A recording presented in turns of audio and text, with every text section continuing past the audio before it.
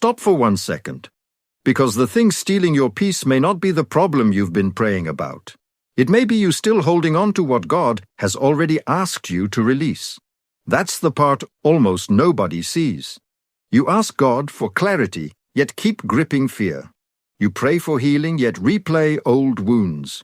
You beg for freedom, yet refuse to loosen your hold on what has quietly become your identity. Here's the twist.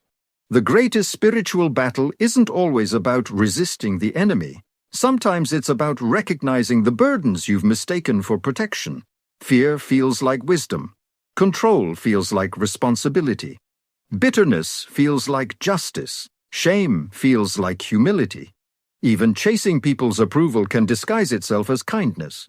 But what if those things have been manipulating your decisions without you realizing it? What if they've been shaping your relationships, stealing your confidence, and keeping you one step away from the peace God has been trying to give you all along?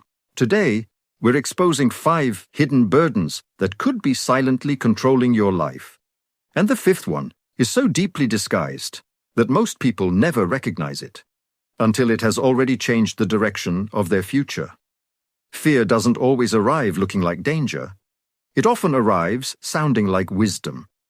It whispers, "Don't take the risk, don't trust yet, wait until you're completely certain." But that's how fear quietly becomes the loudest voice in your life. Psychologists call this the negativity bias. Your brain is wired to notice possible threats faster than possible blessings. That's why fear feels convincing even when it isn't true. Maybe you've stayed in a draining job, avoided a difficult conversation, or delayed a God-given opportunity because the safe choice felt smarter. Little by little, fear weakens your confidence, steals your self-respect, and convinces you that playing small is being responsible. The surprising truth? Studies show we often regret the chances we never took more than the mistakes we made. David saw God's power where everyone else saw a giant. Today, choose faith over fear, because the next burden is even harder to recognize, and it may already be shaping your heart. Some wounds don't bleed anymore, but they still control your life. The hardest part isn't always what someone did to you.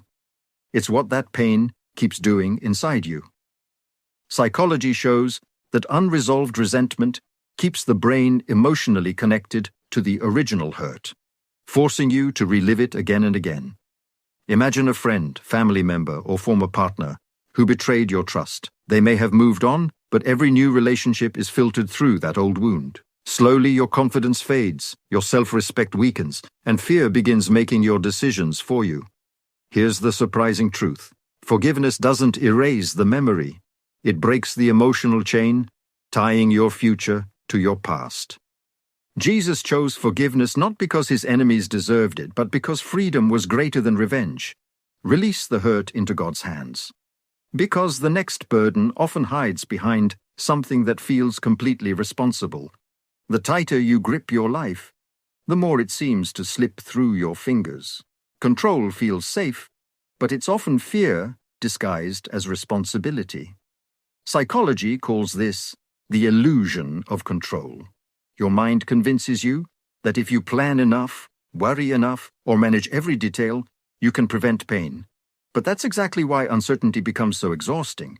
Maybe you've tried to control a relationship, force a career opportunity, or constantly check on a family member because letting go felt too risky.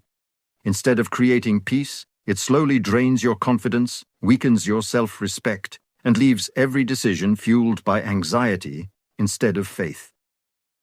Abraham never received the full map, only the next step, and he moved anyway.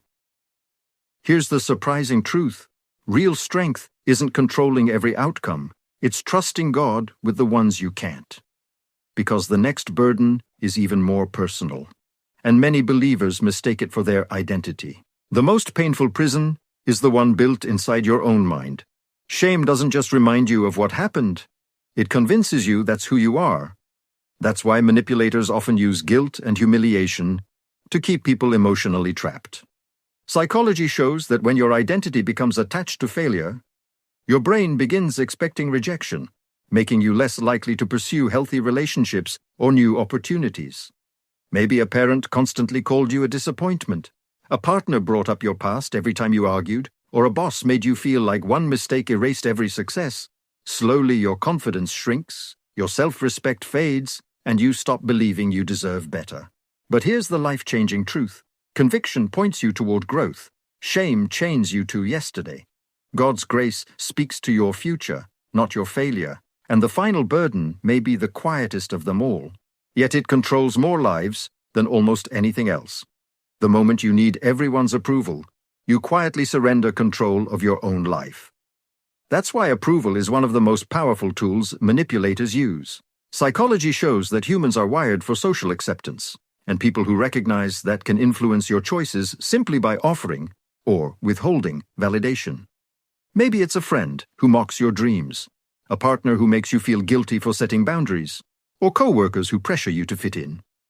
Before long, you stop asking, "What does God want?" and start asking, "What will everyone think?"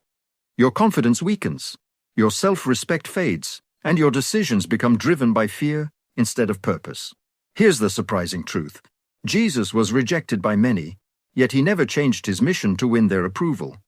The people-pleasing cycle ends the moment you value God's direction above public opinion.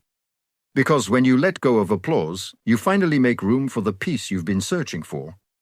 The life you've been praying for may begin the moment you finally put down what God never asked you to carry.